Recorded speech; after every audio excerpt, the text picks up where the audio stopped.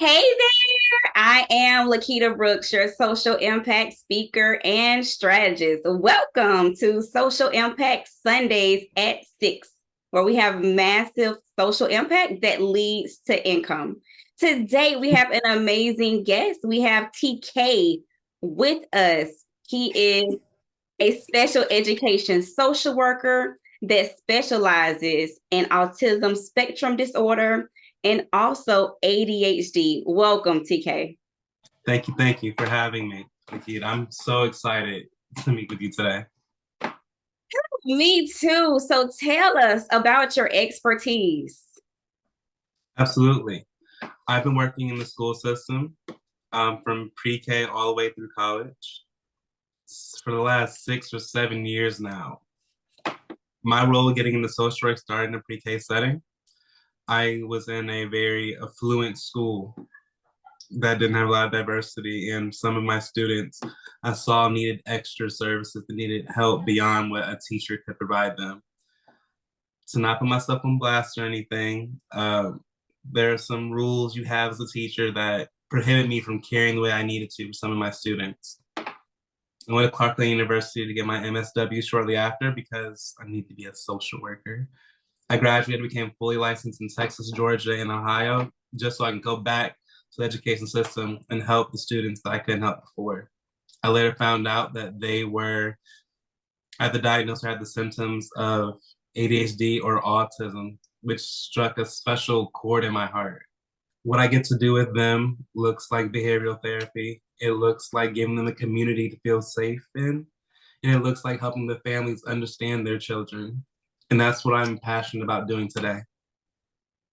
Yeah, I appreciate that. And I'm going to let you talk more about each of these acronyms just to kind of familiarize the audience. So, what is ASD and what are some signs that for parents to recognize, like, hey, this is something that my child might be experiencing? I need to connect with someone to get them the right support. So, what is ASD? Of course, autism spectrum disorder is I'm sorry for more acronyms, but it's a DSM-5 terminology for, it's a conglomerate. What autism is described as today is something along the lines of a differently abled individual. It looks like having different social cues or might missing some of them that are common.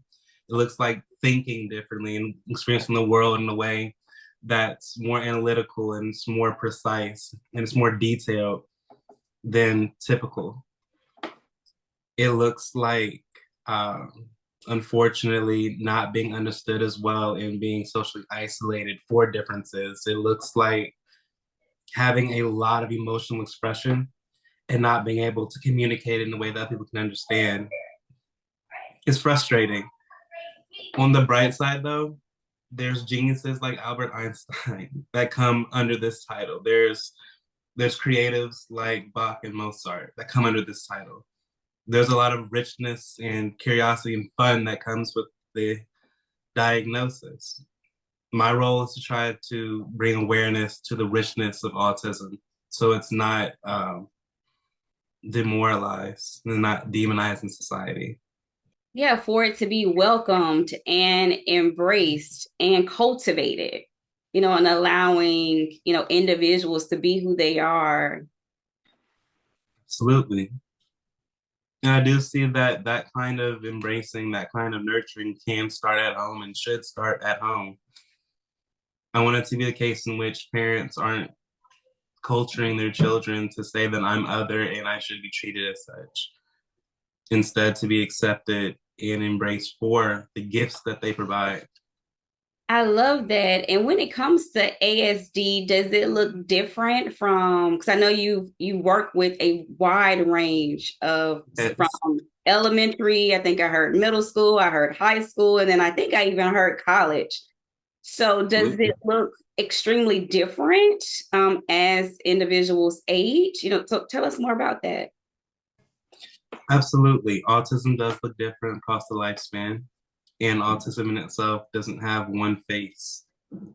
Autism is a spectrum disorder. Everyone can have some symptoms. They have different, I don't want to say severities, but there's distinctions in each symptom. Autism does deal with communication and mental capacity, and it does deal with interpersonal skills. It does deal with emotional regulation.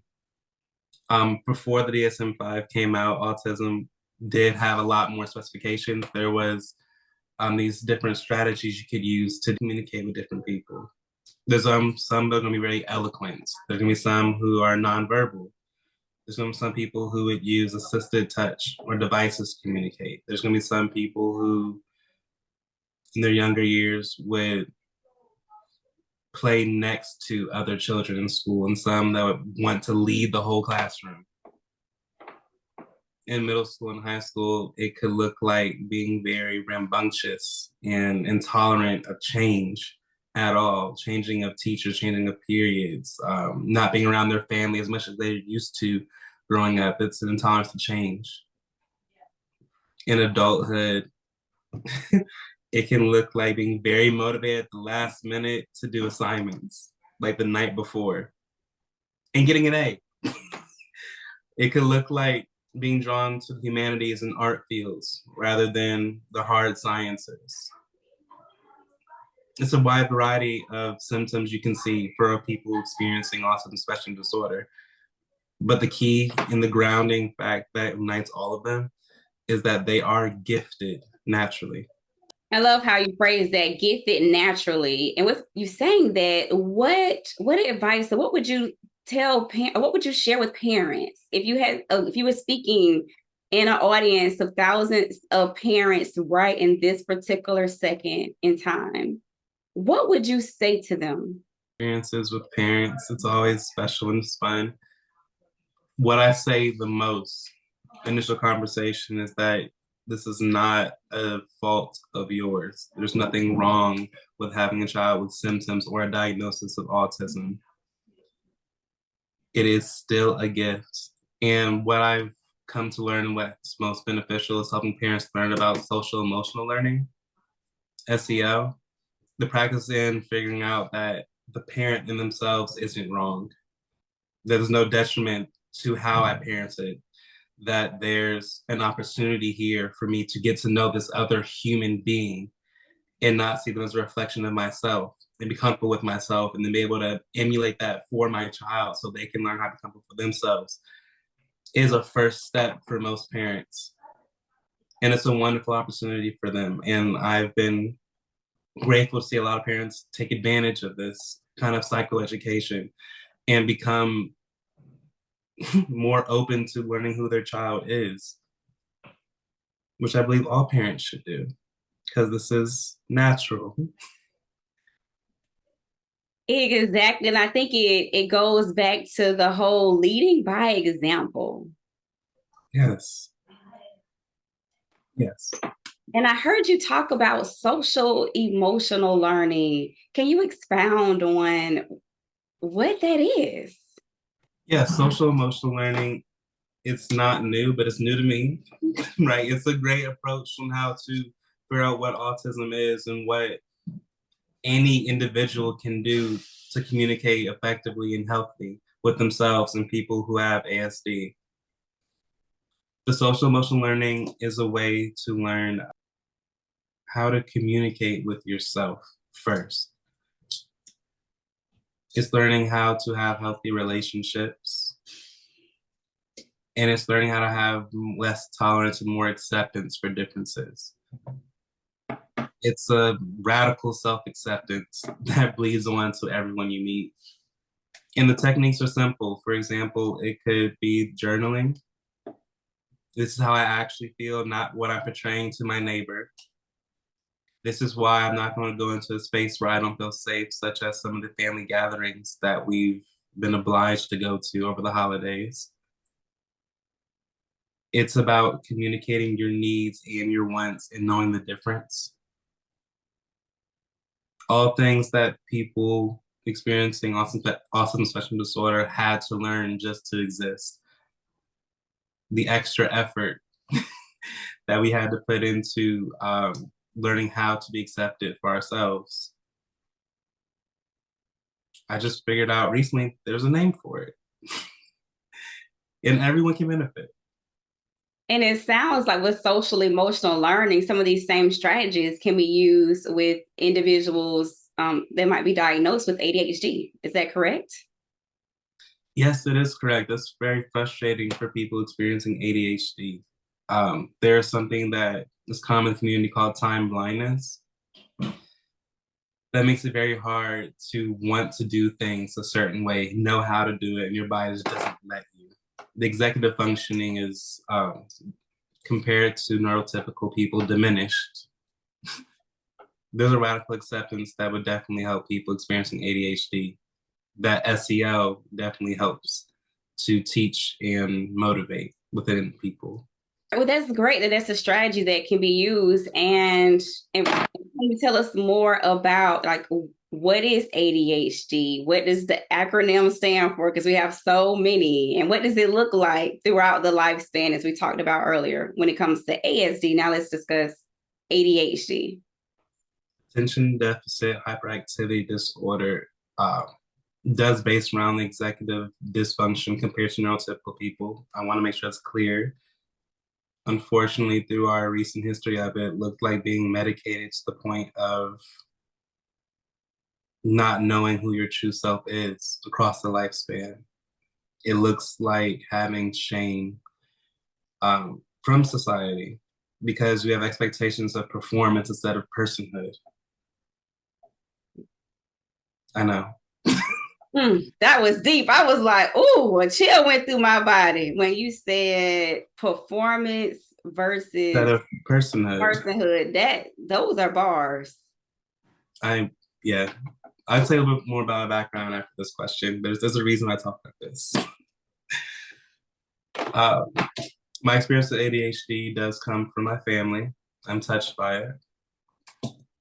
And it's very confusing from the outside to not know what exactly is happening and just to see that things aren't normal, if you know what I mean. I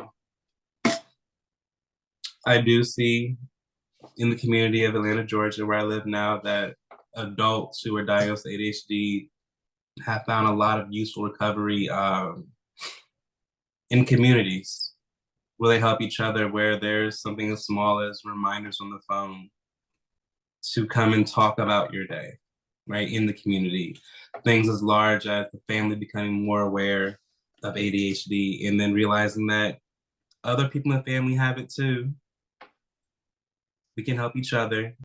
The cautionary note that I would have for people experiencing ADHD that people in social work, therapists, and community partners can definitely help with is that when you have any kind of diagnosis, it can feel very isolating.